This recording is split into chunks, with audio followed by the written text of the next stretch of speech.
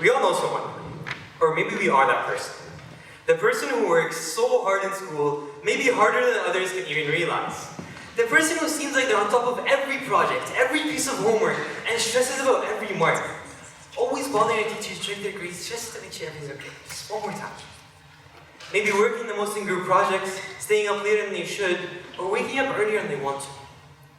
All of that because they genuinely believe if they want something badly enough, and they work hard enough for it, they can make it happen. And that drive is something we admire. We call it ambition. And I want you to ask yourself how ambition affects the person you thought of. And keep that in mind. Because ambition is the engine behind everything that's ever been built. Every idea, every company, every person who's refused to believe that things had to stay the way they were and decided to change it for the better. But at the same time, not every ambitious person is someone we admire. Because what if I told you that exact ambition is what got one of the most brilliant people fired from his own company? It started in 1976 in a garage in California, where Steve Wozniak showed 21-year-old Steve Jobs what looked like a green circuit board covered in computer chips. Wozniak was brilliant, but he just took this as a hobby, something to enjoy and explore. Steve Jobs didn't stop there. He started asking questions of the potential of technology. What if computers weren't just for engineers? What if they were for normal people like you and I? At a time where computers were only used by some businesses and universities, Steve Jobs had imagined something strange. A computer for every person on Earth. But with his ambition, that vision became unstoppable. It started with the Apple I. Limited success, but he kept going.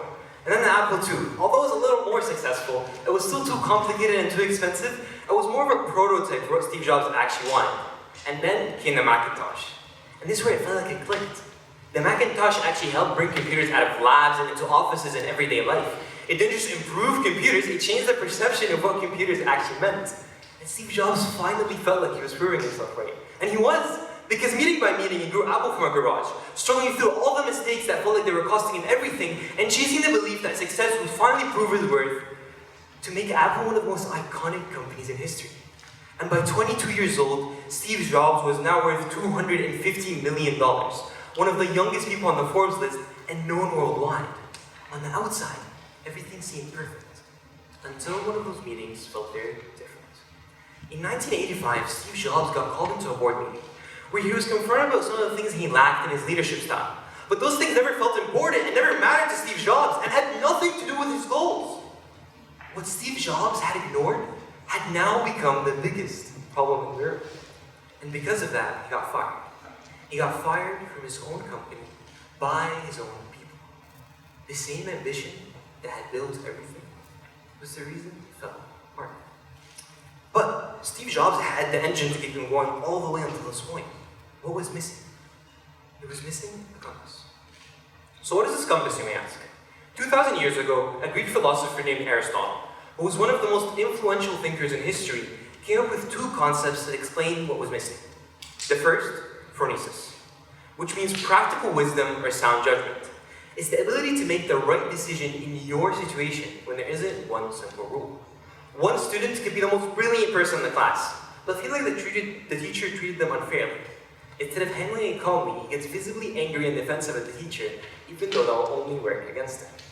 Or an employee could cut corners to meet a deadline, even though that will only harm the company later on. In Steve Jobs' case, he was known for publicly humiliating employees, often calling their work garbage and only treating them as an obstacle to his standing, even though that would definitely work against him. Phronesis makes you ask, what does this situation actually call for? Not what you want, not how you win, but what does this moment, the people in it, the circumstances around it actually need from you now? And you may tell me it's the most vague thing I could have said.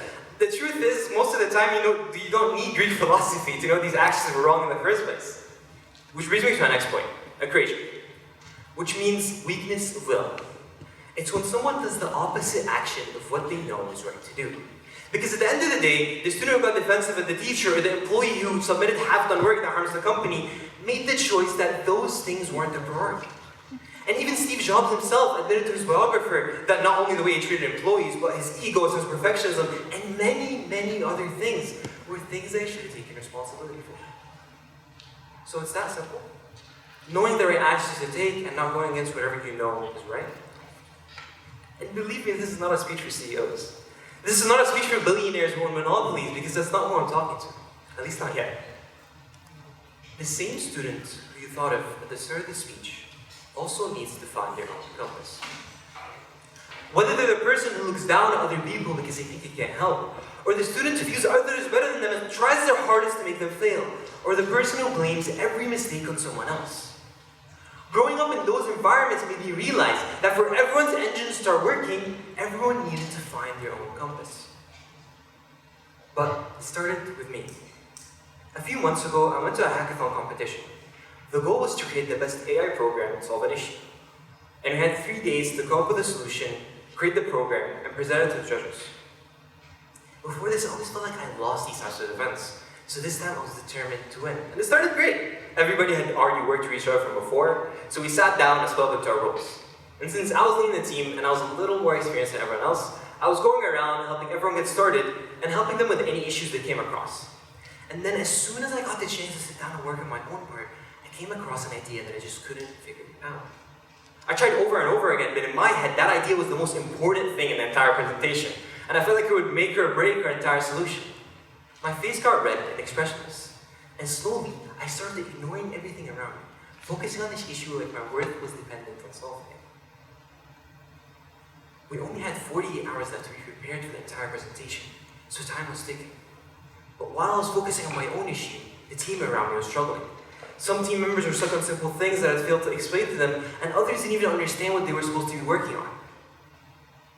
But every time they would ask me for help, I would feel like they were way too far behind for me to catch them up on everything. So I would go, give them a quick explanation, not really ask if they understood, and get back to my own work. I felt like it was fine. Either way, they could wait a little. As soon as I get done with this, then I'll go help them out. But despite spending all those hours working on it, I didn't make any progress. At the same time, I didn't help anyone do anything, and never asked them for help either. All of that to wake up the next morning, and have one of our team members come up to me and ask me what the issue was. I explained everything. And then they said, why are you trying to perfect this? Either way, we're only supposed to present a prototype. And as obvious as that was key. I realized all my care, stress, effort, and obsession made me less effective and not more. And because I never took the time to ask the team for their perspective, I was trying to fix a small issue even though it didn't matter. But it's fine. At least now we have a solution and I'm back in my normal, non-stressed mind. But after what? The team had already lost motivation. We're so far behind that every other group already started practicing their own presentations. I originally thought the things I couldn't help but fix were things I would figure out quickly at the end. But because of that, everything was made messy, unusable, and not presentable. And it was so hard to fix. I still thought we had a chance. Our idea was still really good. So if we presented it correctly, maybe we had a chance to win. So we presented whatever we had.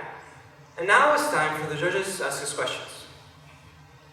They looked at each other like this, confused, and then back at me and asked, so what was the solution? It's safe to say we didn't win. We didn't even come close to winning. In fact, we performed worse than the people who were there just for the food and speakers and didn't care to win at all. Before this, I always thought I failed because of my lack of ambition. I felt like I wasn't enough, not tough enough, didn't care enough, not harsh enough or intense enough. And I thought that the comfort in me was just laziness and weakness. But it's not just black and white. Because on one side, what I thought was bad was doing what was comfortable. Having fun with people around me, not pushing them too much even when I felt like they needed it. Focusing on what was convenient, doing the minimum to get by, choosing comfort over discipline. And what I thought I needed to do to win was the opposite. I felt like I needed to work every second of the day, use every moment to win, and care so much for winning and being the best. And I thought nobody else would care as much as I would, so I need to be harsher, I need to be more intense, I need to be more perfectionist. And that understanding was what led me to realize that ambition had blind me, and made me ignore my compass. Because neither side was fully right. Too little ambition would get no work done, and too much of it would make everyone hate. And neither of those were going to get me to my goal. So there had to be an option in the middle. Ambition cannot be blind. No matter how strong the engine is without direction, it crashes. And I realized it's been blinding me because I cared about the wrong thing. And every choice I made became the wrong choice. Learning that habit was hard, but it was possible. In fact, possible enough that even narcissistic Steve Jobs himself could do it. A few years after he got fired, he returned again to Apple. I after you train us compass going through many, many uncomfortable situations and trying to build the habit over and over again, all to bring us the apple we know today. Everyone can be blinded by their engine. The question is, when will you start asking what your situation actually calls for? When will you stop being blinded? And how far will you let it destroy your goals?